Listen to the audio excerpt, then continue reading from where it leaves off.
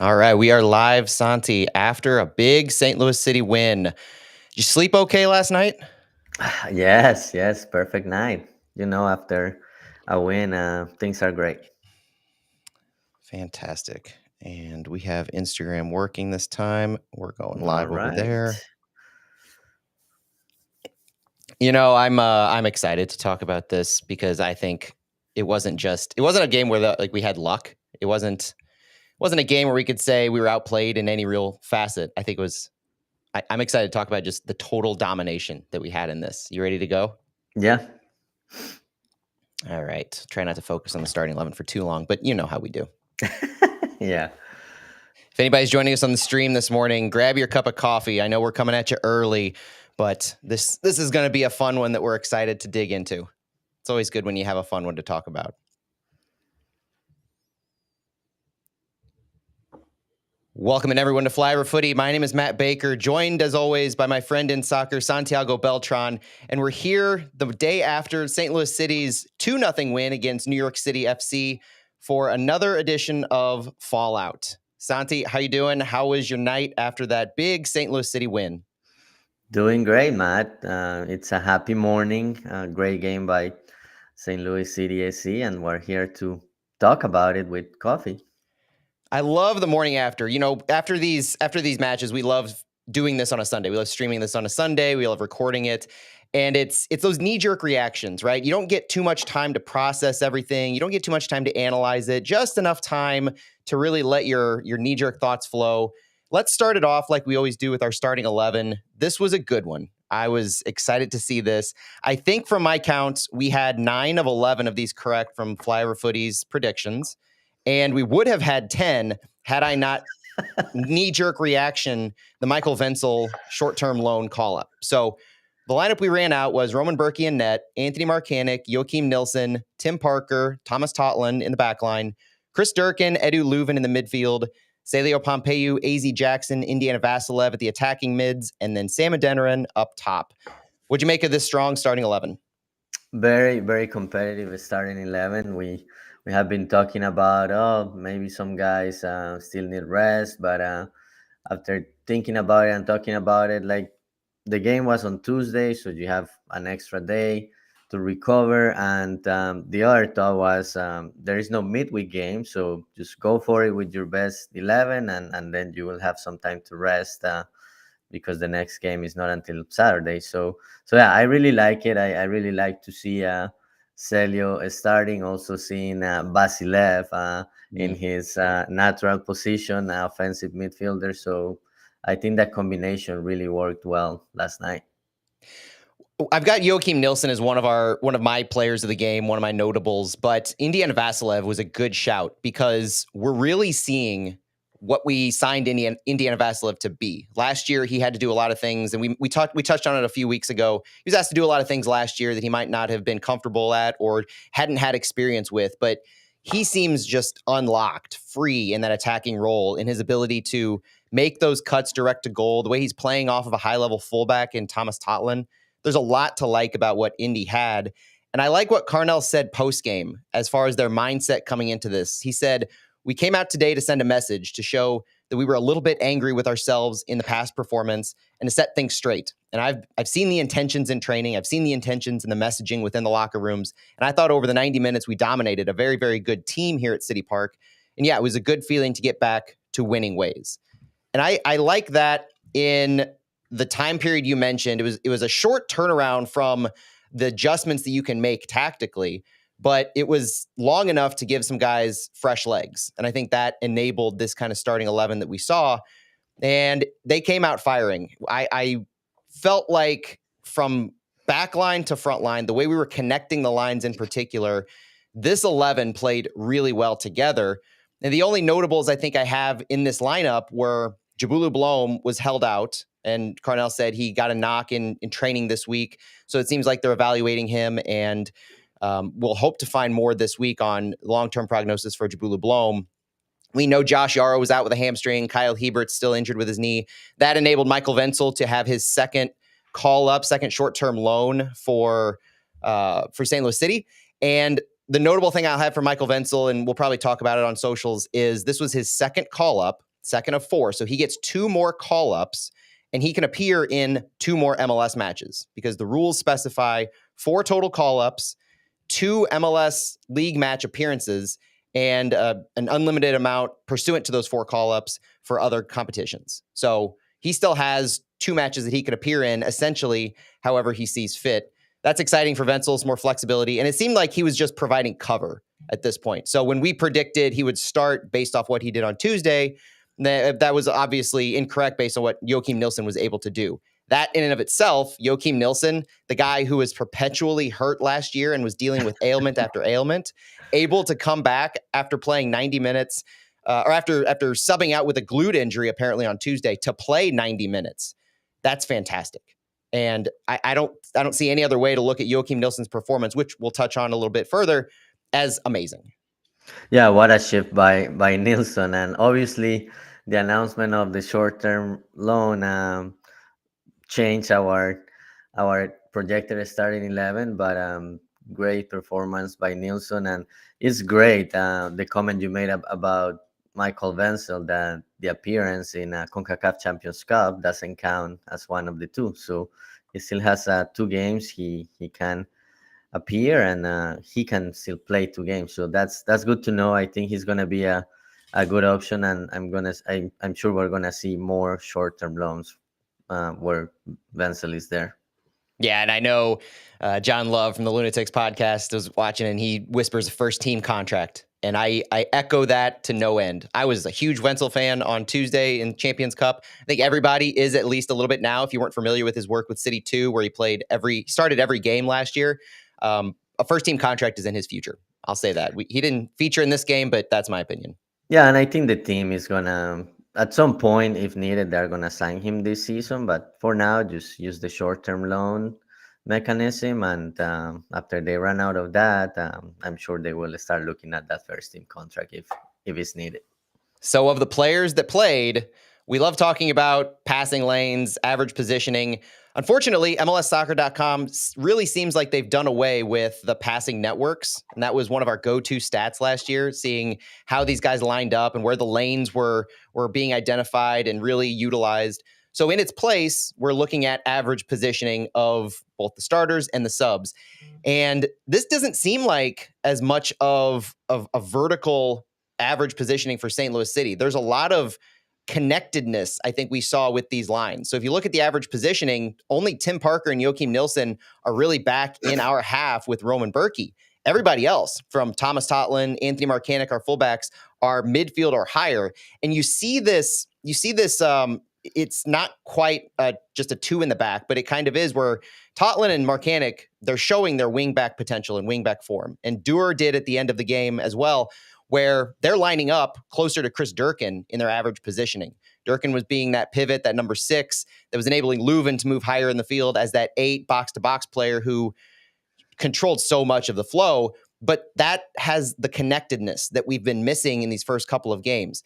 The passing between the lines, the overlapping runs on the wings, all of that was enabled because you have such a flat average positioning with our fullbacks and our center defensive mid, and then that next line up where you have Indy, Leuven, Salo, Sam, and AZ all pretty tightly compacted together. And when you have those average positionings, you're seeing some of those runs be enabled that you were having Indiana Vassilev, Salo, and especially Sam Adan make. What did you make of the way that we seem to employ some of these tactics?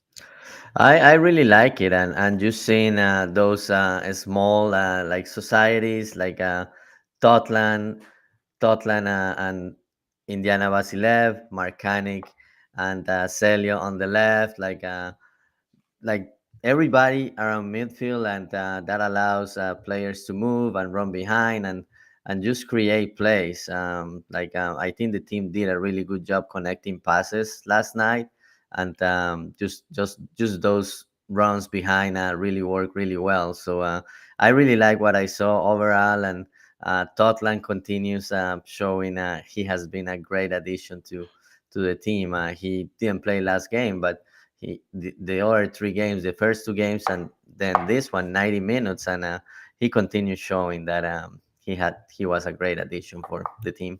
I'm glad you said Totland because and mentioned that he didn't play last game. Everybody saw the disconnects and the issues that we had in that second leg Houston match with progressing the ball up. To me, Thomas Totland is the most notable person that you can point to as the X factor.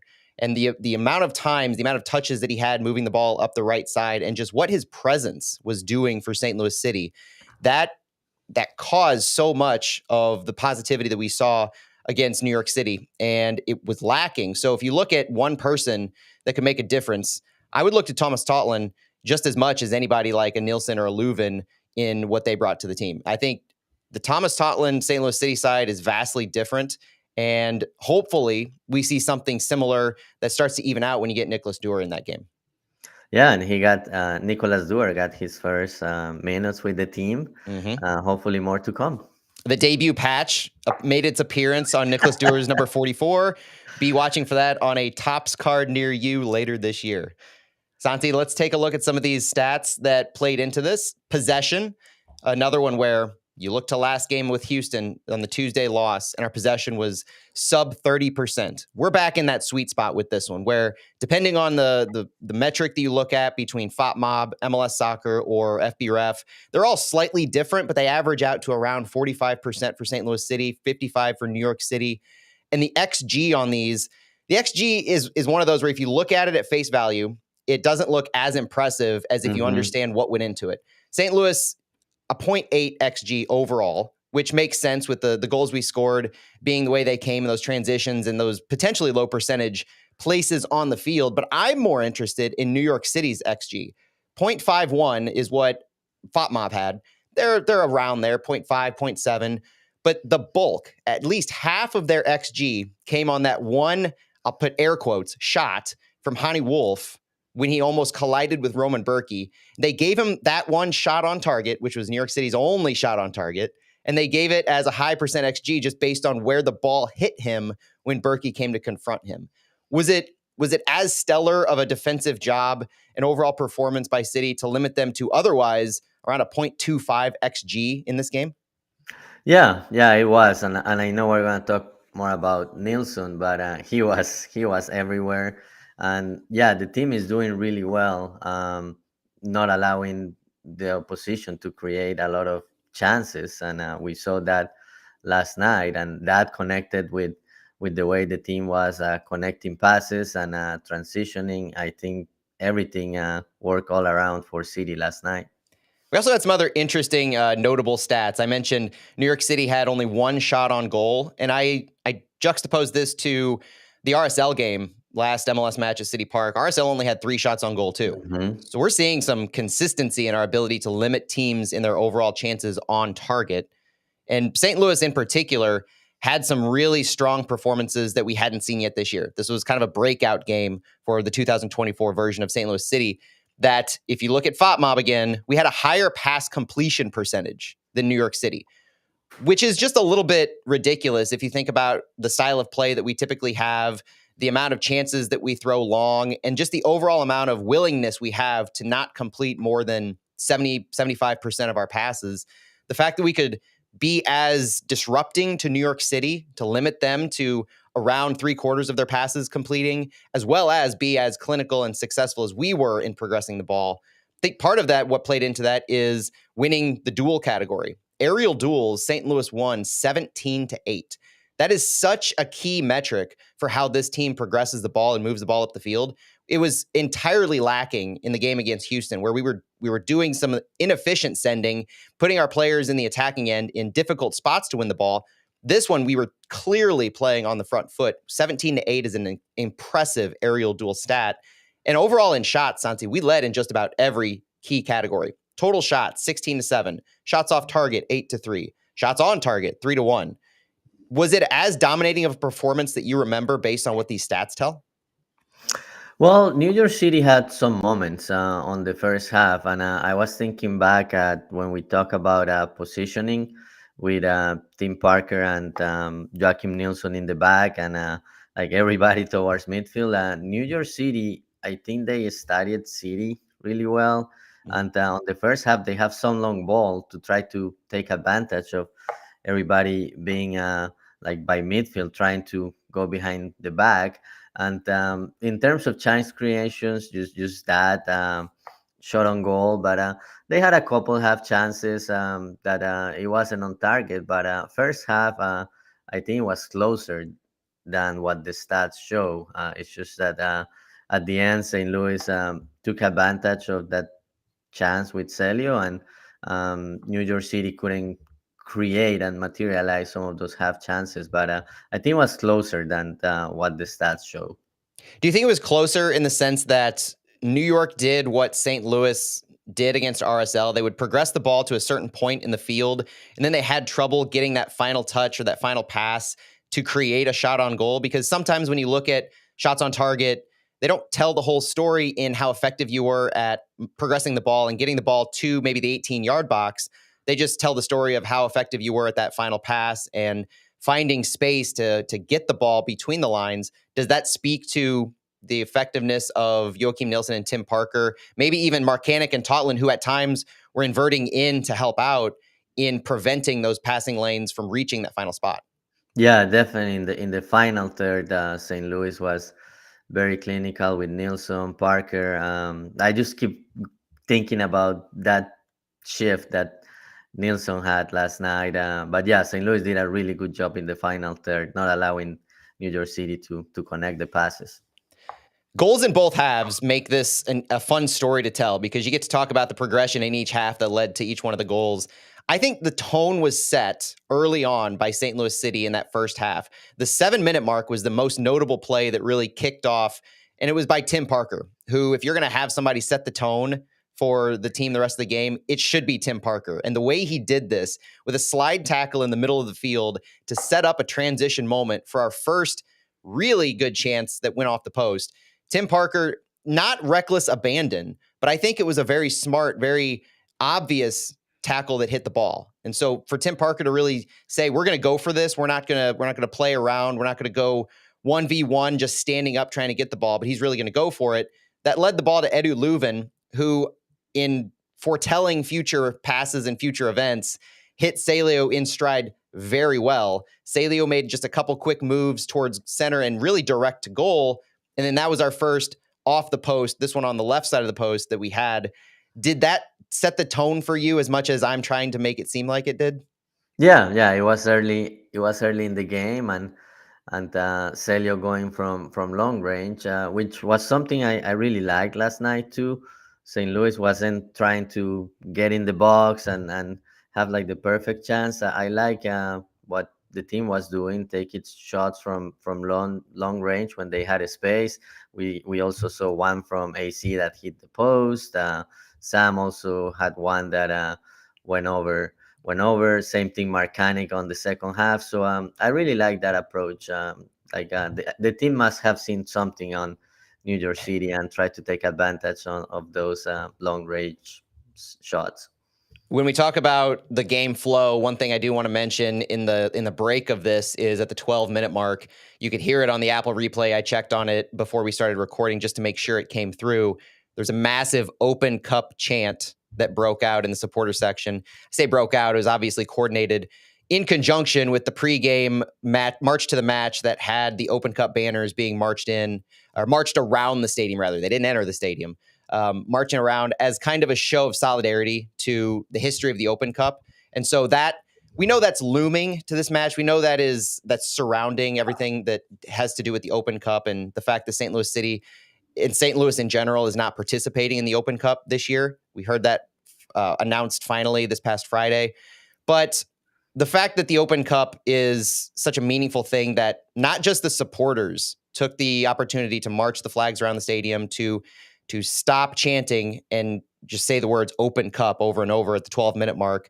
But also St. Louis City, as much as they can do in this MLS ecosystem, they spoke out about it. Diego Giannini, general manager, spoke out about it on Friday. We saw FC Cincinnati speak out about it as well. And St. Louis City, to their credit, did spotlight the supporters in the Open Cup banners on social media. So I think that was a really big nod in doing what they can do within the system to voice their dissatisfaction. Just wanted to take that quick aside because it was an impactful moment to me in the stadium when I heard that happen. Mm-hmm. I didn't know when it was going to happen. I heard there was going to be something, but I think it came across really well, and I'm excited that it came across as much as it did on Apple TV.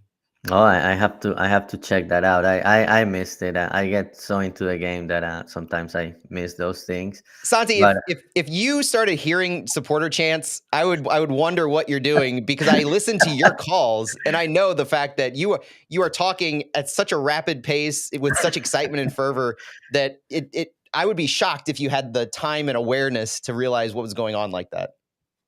yeah, but yeah, no. Quick shout out to the Open Cup. I like that the team took it so seriously and manifested on social media, and hopefully down the road it can do more to be an agent of change. Obviously, there is a competition committee that Yeah. decides those things, but hopefully, the team can do more down the road. A competition committee, which we are not on, by the way, who decides a lot Hmm. of the directions for those, but a certain team from the West who plays in the state next to us is on. Just had to get that out there, as I do. You mentioned another opportunity off the post as we transition back to the game. This happened at the 32-minute mark. AZ Jackson hits the right post, and so you wonder at what point are we going to hit the crossbar, which we didn't, but this was awesome because we go back to Indiana Vassilev, who you mentioned earlier on. We gave credit to in his attacking. This is an Indiana Vassilev defensive move, and it really shows his two-way capability on that attacking end. Bradley Carnell spoke post-game when he was talking about how the back line might have provided the effectiveness and the high level of the back line, knowing that Parker and Nilsson are there, might have emboldened our front line. Carnell kind of just said that's their job. That's the front line's job to initiate those presses. And that's exactly what Indiana Vassilev did at the 32-minute mark. He initiated a press on the right side. It created a pass that was probably a little too early than what New York City wanted to send to the midfield. And then after that, he was joined by Tim Parker and Chris Durkin, who were pressing high into the midfield, into St. Louis's attacking end to create that disruption. And it was actually Tim Parker, who played it over to Chris Durkin. Durkin caused the turnover, feeding it to AZ Jackson in the middle. AZ Jackson had a little bit of a transition moment and took it himself. I was kind of surprised to see AZ Jackson with the being emboldened or being brave enough to take this himself, but he did from outside the box. And the angle of the shot that AZ took was what was most impressive, going far post from that left side. It was just tipped, I think, by keeper Matt Freese. I'm almost positive he got a fingertip on it, which caused it to hit the post. So accurate shot from distance. And I like that AZ Jackson's willing to take that opportunity because so many times in the previous couple of games, we just wish players would make that turn right towards goal and just do something. And whether it was Chris Durkin doing that later on in the game from outside the box and sending it wide high, I just like these opportunities where in transition, the St. Louis City style is not to progress the ball up to the attacking the third and the 18-yard box and then wait for others to come pull the ball back and then work it around. It's to progress the ball up, look for one or two passes at a quick pace, and then go for goal. And when AZ Jackson had that opportunity here, he went for goal. And it kind of set the tone again for the next few minutes, going into the 34th minute, which was the key moment, that pivotal moment that if you look to things that are game changers, you have to look to this one. It was a team passing that really drew New York City FC deep into their zone and an immediate forced turnover that told the story of this one. So, Santi, let me frame this and let me get your thoughts on the 34th minute goal by Salio Pompeu that sent us up 1-0. I thought it started with the play right before this, where you're looking at the goal kick that went to Totland. And I'm going to name a lot of players right here because I was impressed by just how pass happy we were in trying to progress the ball very intentionally, but very methodically. So the goal kick went to Totland. Totland played it to Leuven, back to Totland, back to Tim Parker, and up to Chris Durkin on the right side, through to Indy in the right channel. Indy had it over to AZ in the mid, back to Leuven, who then fed Totland high on the right. Not quite tiki-taka passing, but a lot of very quick, intentional, successful passing that St. Louis City hasn't always been known for. Maybe this is one of those opportunities that Carnell had been alluding to, things they had worked on. So Totland passes it back to Tim Parker. Tim Parker gives it away. Tim Parker, you're sensing a trend, right, of being in that attacking zone a little bit more freely. So after Tim Parker gives it away to NYCFC's Bakrar, he was looking for Leuven at that pass. Leuven was right behind Bakrar. Leuven and AZ step into him, applied pressure. And then Anthony Marcanic was the game changer in this play with the slide tackle to win the ball back, still in the attacking third. So I think this credits a high press turnover as well. The ball bounced back to James Sands, who James Sands himself was getting pressure, had to make a back pass to their fullback. It was intercepted by Salo on the left wing. And then Salo did what Salo had been doing and attempting so many times earlier in the game, dribbling between defenders, direct to goal, slid it past the keeper on the near side. St. Louis goes up 1-0. What a goal! What a goal! And I like the way you go back to the previous play, and that's something I really liked yesterday. St. Louis trying to create, instead of being direct, trying to create with more touches, and I think that's a great addition to the team, to what the team can do to create chances, and then Celio just dribbling around defenders and finding the space. At the end, I was like, okay, is he gonna pass? And then he finds the space to take that shot. And yeah, great, great team goal. Like all the things that led into it, and then Celio just taking his chance and creating a space for himself to shoot. And yeah, overall that was great, and I was really happy to see Celio scoring his first one of the year. Like players that played in CD2, I have a I have a great spot for them, just because we have seen them all the way from CD2 to getting minutes with City, and now starting games and being important. So I was very happy about seeing Celio scoring. And he had comments that echoed that post game, where it seems like Salio is very much the type of player who knows he has things to prove. And maybe coming from City 2, alongside all of these high paid players, these sought after players from abroad, there's a sense of, I need to prove that I belong. And I think that drive and that hunger is serving him so well, because the opportunities, the chances he takes, he's clearly one of the most talented on the ball dribblers that we have. And to see him given the opportunity to start, first of all, amongst all these other players, essentially in place of Klaus, you can argue, whether it's formation based or what Salio can offer. I love the fact that Salio is taking these opportunities and making himself known. Because you're talking about Sam Adeniran scoring goals and Klaus and being in goal scoring form. Salio Pompeu with goals and assists, he has the potential to be the breakout player in the St. Louis City attack this year. Yeah, and I'm glad he had that performance, because yeah, like sometimes you get the opportunities, and if you don't perform, then maybe you don't start the next game or go back to the bench. But I'm glad he's taking these opportunities and making the best out of them, and now he's gonna give a lot of things to think about to Carnell. So it's a good problem to have, for sure. And he played well into the second half. So as that second half started, we made no changes. And one of the notable things in the second half, first of all, I didn't think things overall changed in their tone. I thought a lot of the things that we had set going into halftime, we were consistent with. We didn't come out flat-footed. We didn't allow New York City to dictate pace or change any of the game flow. It was, in my eyes, a lot of business as usual compared to that first half. And the notable thing to me in the second half are the subs that we utilized, not the line changes that Carnell tends to do if he needs to make some kind of a dynamic change to the tone of the game. Because that's when we see these 2 or 3 players at a time early on in the second half. It's when Carnell sees something that needs to be changed. Maybe it's a formation that needs to shift. Maybe it's a player's spot or location that needs to move up or down, and a different tone that needs to be set. But with this one, in the 59th minute, Klaus came in for Indiana Vassilev. In the 68th minute, Tomas Ostrak came in for AZ Jackson. And then in the 88th minute, you had Nukvi Thorson and Nicholas Derr make their appearances for Sam Adeniran and Anthony Markanek. We were like for like changes. We kept consistent the formation and the shape basically the entire 90 minutes. And that's a credit to the guys, not just who went the full 90, but the guys in the first half who set the tone and could keep that tone going into the second half. You know, you don't want Indy to take too many bounces, too many knocks with his arm the way it is. And the amount he was running the entire time, I think that made sense for Klaus to make his appearance, and what Klaus ended up being able to offer chance creation-wise in the second half. We know Klaus is Klaus. A lot of the other moves, I was surprised. I was pleasantly surprised with Tomas Ostrak. I think he's starting to find some consistency here, whether it's in minutes, playing time, or just what his role on the field is. In that attacking half, you know, he had some good runs and good touches on the ball. And then it was just great to see Nicholas Derr make his debut for St. Louis. Did you see anything noteworthy about these subs, or were you excited the fact that we were actually able to maintain our form and our business throughout this 90 minutes?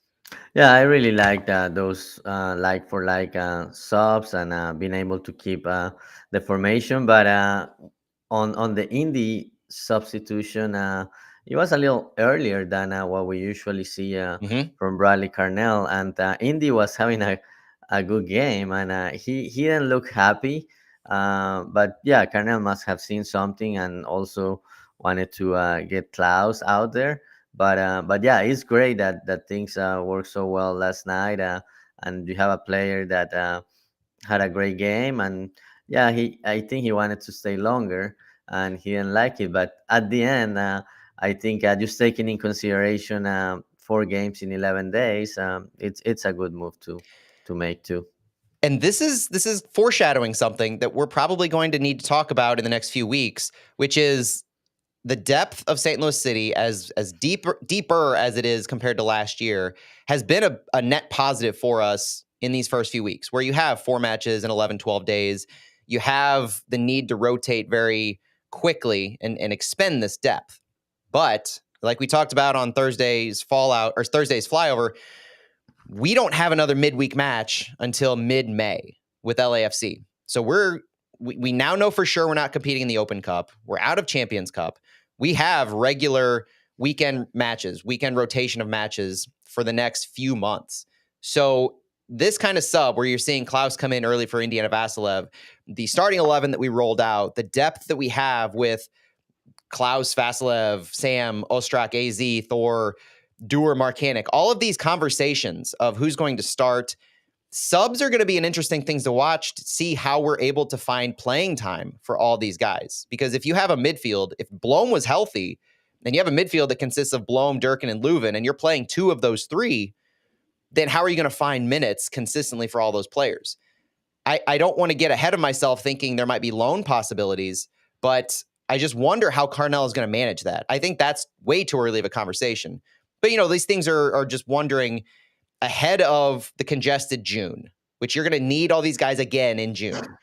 What's the sub plan going to be look like, and how are you going to manage minutes? I also think that it's going to create that much more hunger and drive for these guys to prove themselves in training, so that when you get to the weekend and you see what the starting 11 is, knowing the potential, knowing what our bench looks like and the higher quality that exists there, I think you can go into each weekend knowing that we're going to be sending out our absolute best 11 that is going to be at a higher quality because they push themselves so much more internal competition than we've ever seen before. Yeah, that internal competition is gonna get really interesting in the next few weeks. And um, Celio said it during his remarks post game that he had been wanting to start and contribute. And I also talked to him during media day, and basically he echoed those comments. He was like, "I'm ready. I think I can assist. I can also score goals." And he mentioned, yeah, everybody has been playing really well, and it's an internal competition. But I feel like I'm ready. So I think it's a good problem to have. To every week, just have to pick your best 11, and these guys are professionals, and they're gonna have that healthy competition that is gonna raise their level. So that's good. I like that. And Kevin Hall in chat asks, thinking some of these guys will see minutes for City 2. And I do think that's going to be a conversation that we talk about in the next few weeks when they kick off, because as a reminder for the way the schedules are worked out, City plays a majority of their matches on Saturday. City 2 plays a majority of their matches on Sunday. That's very intentional by MLS Next Pro and MLS to coordinate, because it offers that ability for, if a player doesn't get the number of minutes that they need or are prescribed on Saturday, then they have the opportunity to slide down and play for City 2 with no real roster restrictions. So that's something that we saw with some of the other teams in 2022. We saw it a little bit with City last year with guys like Isak Jensen, Akil Watts, AZ Jackson early in the season. And so, yeah, I do wonder at some point here in April or May, especially, are we going to start seeing a few of the guys who don't find minutes? Maybe an Anthony Markanek if Nicholas Derr really takes hold of that left back spot. Maybe Akil Watts, maybe some of these guys who they are first teamers and they are contributing first teamers. Maybe some of the guys who we've just talked about in this game and are continuing to talk about, but they might just need minutes. And so that's going to be fun to watch. That adds to the excitement of City 2, I think. Santi, in the second half of this game, as we talk about some of the overall stories, one of the things that I made note of is that in the 60th minute of the second half, by my count, it was our first big cross into the box. And I made note of this because of the passing that we talked about early with City in the past few games, and this one being a lot crisper than we're used to. But also, the way that we were progressing the ball into the final third seemed so much more intentional and direct to goal, as opposed to letting our wide attacking mids play the ball to the end line and then send it in for service where we just didn't have numbers. And that was a big issue in the past few games. And I think that led to being spread out too wide in the attacking third and not any of the chances being created significantly. By the fact that Salo initiated the first big cross in the box at 60 minutes, and given everything that we've talked about the effectiveness of St. Louis's passing and their direct to goal, is this something that you think is indicative of the way that just the difference in City's approach to goal in this game? Yeah, definitely, 100%, and that's good to see that the team doesn't have to rely so much on those crosses, and can just create more chances by having players make quick touches in the middle, and I also mentioned the long range shots. So now the team has more options and doesn't have to rely so much on the crosses. So that's good. Down the road, that's going to be very useful, and it's going to give opposition more things to think about, that because City will have multiple dimensions when they go attacking, instead of what we have seen previously, that relies too much on those quick transitions and then crosses. So yeah, it's good options to have for sure. Santi, this was the second game of 2 MLS games where scab refs were in charge. Did you make note of the fact that every foul opportunity that we had was attempted for a quick start by St. Louis City? They wasted absolutely no time, especially in the second half. I really noticed this in the second half, where we would draw a foul and then immediately try for a restart to initiate the transition that you just talked about, where we play well in those transition moments and trying to catch them off guard. It really seemed like St. Louis had noticed that the refs were not preventing quick starts from occurring. And so they took advantage of it time after time after time to help catch New York City off guard. And I don't think I noticed a single time where the ref said, hang on, players aren't ready yet, or something needs to come back. Did you see that this advantage being taken of the refs was as prevalent as I did? Yeah, no, and I like when the refs let play continue. I think there was one, but it was actually for New York City, where Even he better. didn't let when he where he didn't let them play quickly. But yeah, yeah, and it is replacement refs. But I think he did a good job yesterday, and even that decision about the red card that we're gonna talk about. Yep. I think the refs didn't have anything to do with the outcome yesterday. So that's good to see when you don't have anything to say about the ref. These are the kind of games I like to talk about. While they didn't have too much trouble allowing those immediate restarts, they definitely were card happy with 5 cards for City, 4 cards for New York City. And we will talk about that red card here in a minute. But before the red card, it was the second goal. Sam Adan, the thing everybody's talking about today with that amazing left-footed strike. It was a combination of sloppy New York City turnovers and a very clinical transition game by St. Louis City.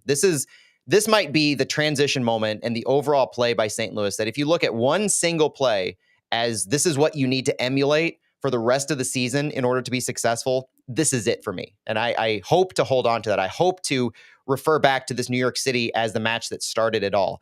It started from a restart on St. Louis's right side mid by New York City FC. There was a ball over near the touchline. They tried to switch it long past our midfield and over to their attacking wing on the far side, but it was intercepted by Salo on our left. Salo with a quick chest settle, passed it to Leuven for a give and go. This was so picture perfect. You could watch it over and over again. Leuven received it. He sent it in stride to Salio. Sam joined in that transition in the attacking third. Sam Adeniran points to his spot. He calls his spot with Salio Pompeu. Pompeu dribbles inside once, draws in both defenders that are trying to cover those two players before sending it on the outside. Perfect spot. Sam Adeniran can go grab the ball and then give it a strong left-footed shot that just blows by Freese. 2-0 St. Louis. I love how Adeniran called the spot, and then when Celio put it there, I for a minute I thought, maybe he doesn't have a space. He's gonna have to maybe pass it to the back. But Sam Adeniran, he's so dangerous. He can shot from anywhere. He can shoot from anywhere, and create chances. And yeah, he saw that Freeze maybe was thinking the same. Oh, he's gonna pass it to the back or do something different, but he took the opportunity and it went by Freeze. I don't think Freeze had a second to think Mm-mm. about it. And yeah, just Sam Adeniran's second goal in two MLS matches, and he's starting the year where he left off last year. Let's talk about the red card now, Santi. 82nd minute, James Sands is served a straight red card after a tussle with Chris Durkin. Now, watching the play live, obviously I didn't see the extent of what happened with Sands and Durkin in their tussle, but Durkin was receiving a yellow for the tie-up, and then Sands received a straight red after studs up to the stomach of Chris Durkin. That's how the play ended up unfolding. And what was fascinating to me is rewatching this on the broadcast because they talk through it really well. They explained that the ref was already grabbing for his yellow card as the players were going down. So Durkin was getting the yellow card. That was without question. But it was VAR that initiated the review. They called down and said, there's more to this match. Don't restart it, which had the head ref go take a look. And it didn't take long to see that replay, to see that as Durkin is going over Sands, Sands studs go straight into Durkin's midsection. And that's immediately call for a straight red, despite the fact that Sands was already sitting on a yellow, had nothing to do with that previous yellow. So this was a pretty cut and dry thing for me. What did you see? Yeah, initially I didn't see it either during the run of play, but yeah, then when they showed the replay, Mm-hmm. and then after watching the highlights this morning, yeah, definitely he went with the stats up, and yeah, he was deserving of a red card. And I think at that point it's more frustration, like you are down 2-0, and not much you can do to get back in the game. Just one of those plays between two players trying to get the ball, and it just got on James Sands, and it just got way more than what he should have done. And yeah, it was a straight red card. Good decision by the ref. Any other moments in the game you want to talk about before we go into some of our player spotlights? No, let's talk about some players that did well, which I have a feeling this list is gonna be quite long. It's quite long, so let's be a little brief with what we some of the players we've already talked about and talked about them in the run of play. But before the individual players that had some really high caliber moments, first, just like we mentioned, spotlighting Nicholas Derr making his first appearance for St. Louis City. He had the debut patch, and this is I mentioned this also because Nicholas Derr has been a point of conversation and just questioning of when is he going to appear. He came on with such fanfare in the context of what he was bringing to the team as the other half of that fullback overhaul that we did in the offseason. Coming in late to camp, he had his full offseason right before he came into camp. So I looked at Nicholas Derr as what Carnell said this week. It was an offseason for him. He came in late to camp, so he was a few weeks behind all of the other players in his overall fitness. It didn't have to do with the fact that he had a different type of offseason compared to City from their November to December layoff. It was the timing of it all. It was December to January. So coming on a few weeks later, now he's getting some minutes, his first appearance late in the game. Maybe it starts to progress from here. I don't know at what point he starts, but I do think in the next few weeks, he will get that opportunity. What do you think about Nicholas Derr? Do you think he's on that kind of progression? Yeah, obviously he's gonna start to get minutes, but talking about internal competition, he's gonna have to he's gonna have to work to get Yeah. that spot because Anthony Marcanica is doing really well. So that's gonna be a good battle between those two, and yeah, maybe you can think about rotating them, and when the schedule gets congested, you will have that option too. One plays one game, the other one plays the other, but it's gonna be a great competition between Marcanic and Nicolas Duer. But yeah, we're gonna see him progressing with his minutes. I think probably 3 4 weeks until he starts, but we'll see. We'll see based on our consensus projections that we send out. We'll see how many times you list Nicholas Dewar in our starting 11. Maybe he makes an away appearance against Austin or LA Galaxy in the next few weeks. We'll find that out. But one player that we don't have to worry about, kind of an internal competition, is Roman Berky. Roman Berky earned his first clean sheet of the season. He didn't have a ton to work. He was kind of standing on his head a little bit, but there were some moments that he really made his presence known.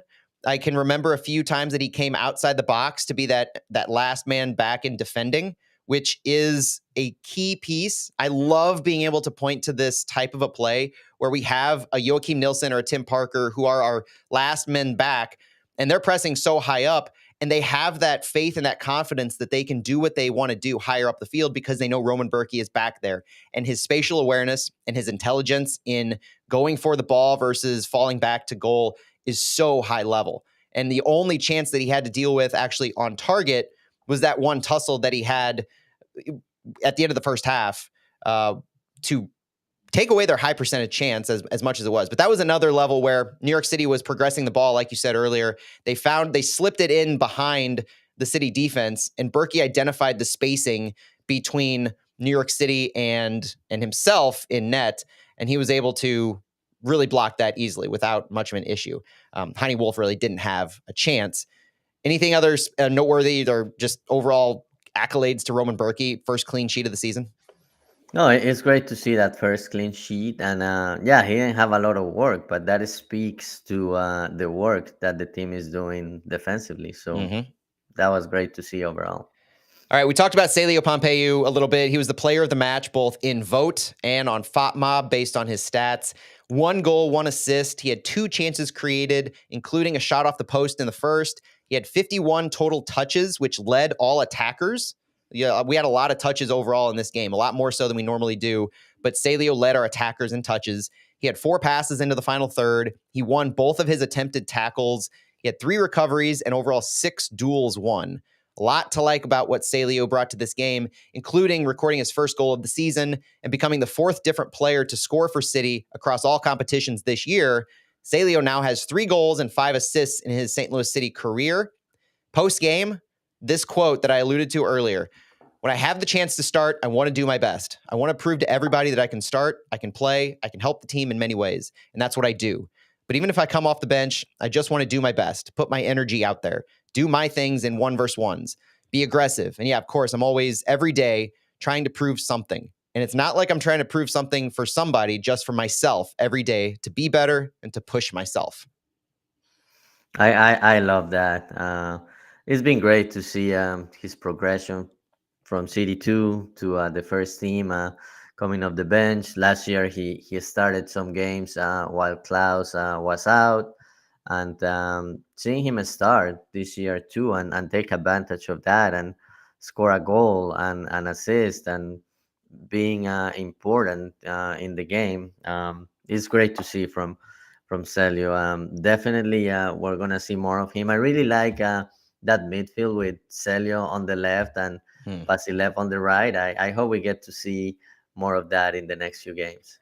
I completely agree. That attacking 4 of Salio, AZ, Indy, and Sam up top, I would love if we ran that back next week. And it speaks to what are we going to do with these one match every week with all of these hungry mouths to feed, and how do you see your best 11 lining up week in and week out?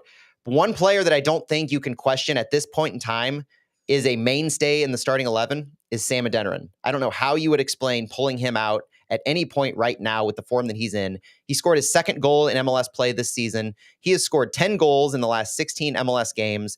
And post-game, in answering what he saw before his goal, this speaks to that call in his shot, pointing to the space. He said, I think there were a couple times where I was in that position before where I didn't take a shot. I saw that the goalkeeper was kind of off his line a little bit. It wasn't towards his post. So I thought I had an angle there. I thought in those situations, you just kind of hit it as hard as you can and hope for the best. I mean, I know as a professional, hearing from a professional, you might think that we have this like super special tactic that we use, but sometimes it's just hit it as hard as you can and hope for the best. Yeah, I saw a post on social media.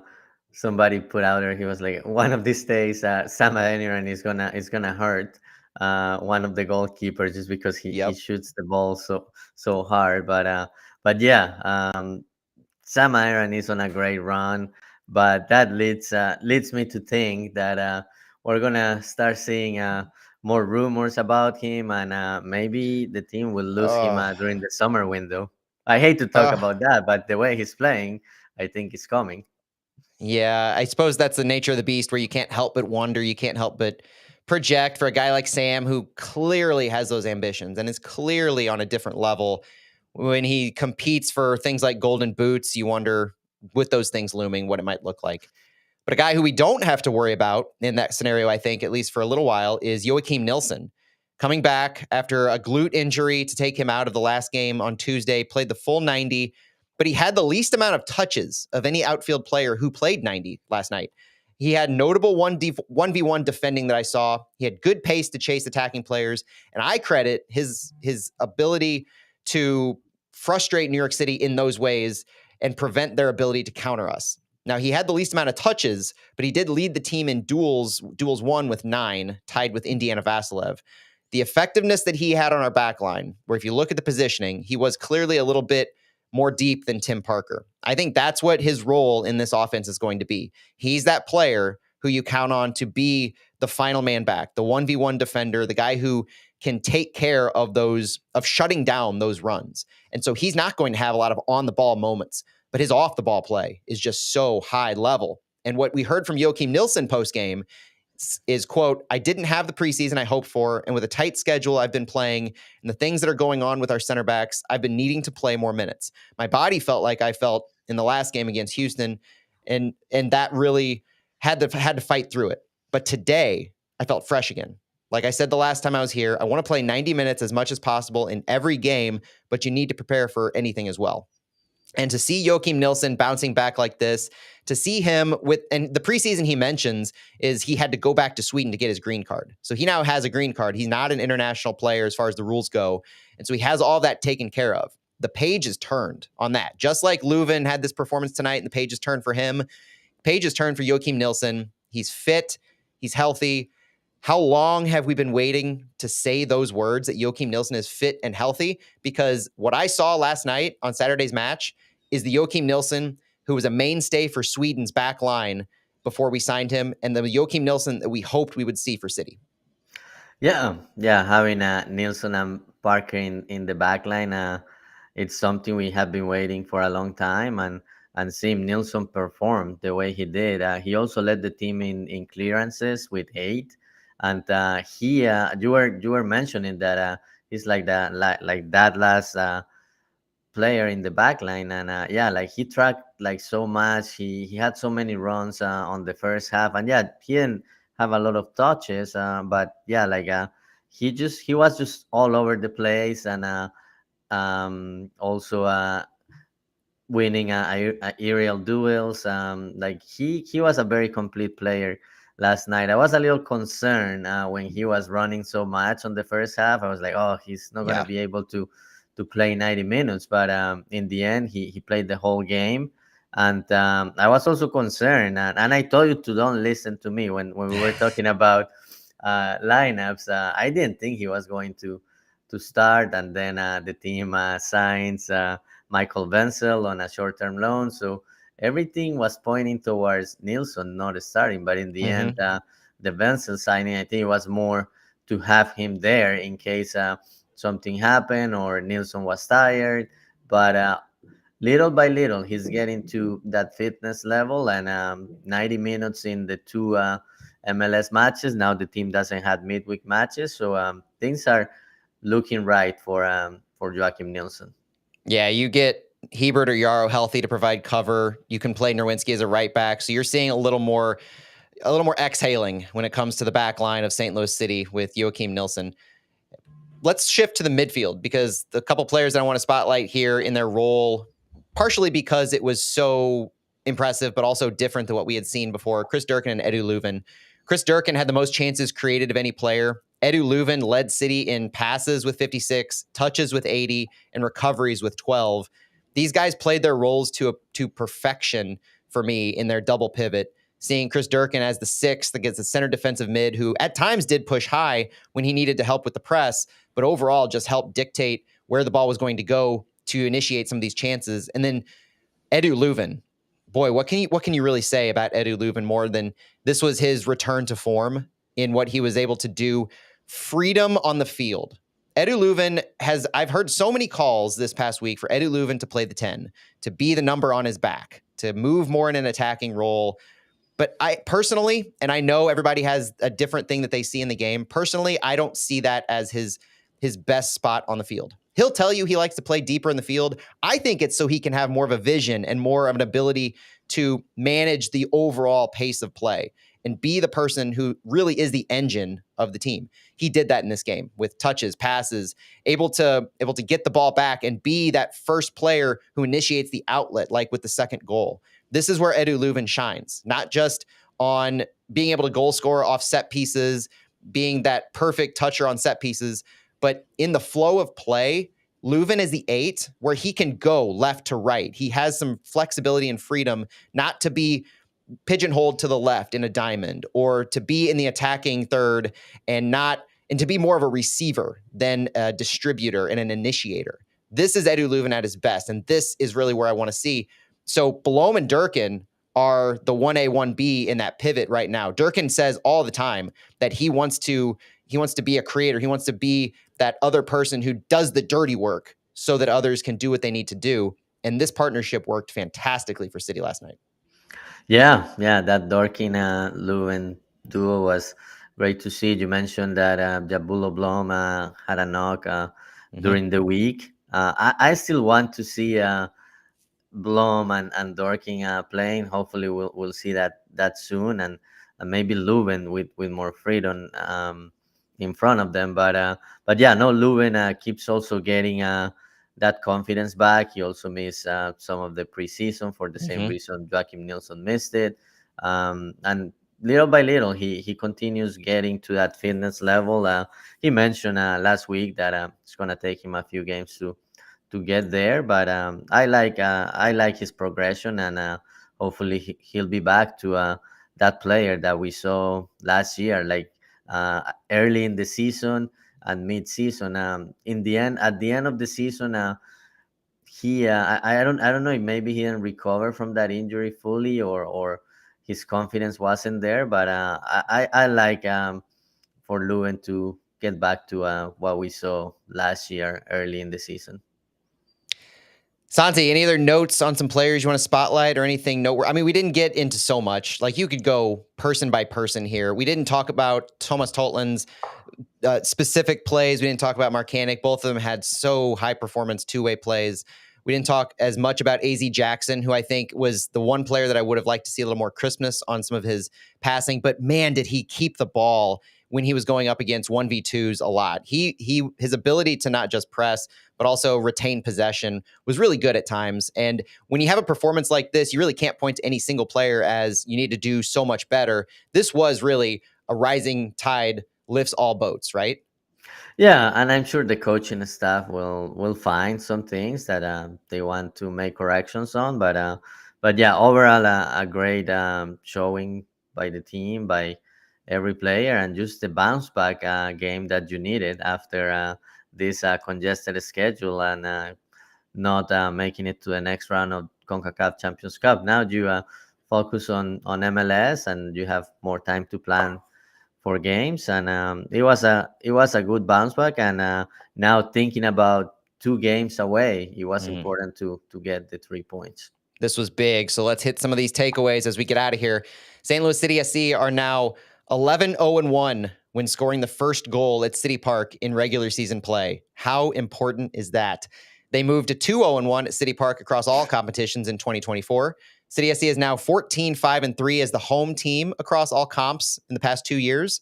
And moving forward this year, St. Louis goes to 1-0-1. That's 1 win and 1 draw in 2 MLS matches. They sit tied for first with Portland, LA Galaxy, Real Salt Lake, and Minnesota United. St. Louis is also now just one of 6 teams who remain undefeated in the Western Conference through 2 weeks of play. We're already seeing some of the shifts in those separations. St. Louis going forward will travel to Austin FC next Saturday night. Austin drew Seattle 0-0 on Saturday, and we're going to have a full preview of that on next week's Flyover Footy as St. Louis, like Santi said, starts a 2-game road trip. Santi, any parting words? No, just very happy about what the team did last night, and looking forward to visit to Austin, which is a place where the team made good memories at last year. Absolutely. First of 2 trips that'll happen early in the season for Austin. Austin will be an interesting opponent. We'll see how that lineup shakes out. I look forward to previewing it with you and the crew over on Flyover. Thank you so much for joining us here on Flyover Fallout. We are excited to be back at it for 2024. And who doesn't love talking about a win the day after? If you haven't already subscribed to our podcast, please do on Apple Podcasts or Spotify, wherever you get it. Follow us on all the socials at Flyover Footy. And we thank you so much for joining us in chat live for our stream, or if you're listening to us later on the podcast. I'm Matt Baker for Santiago Beltran. Thank you, and we'll talk to you later. Vamos City!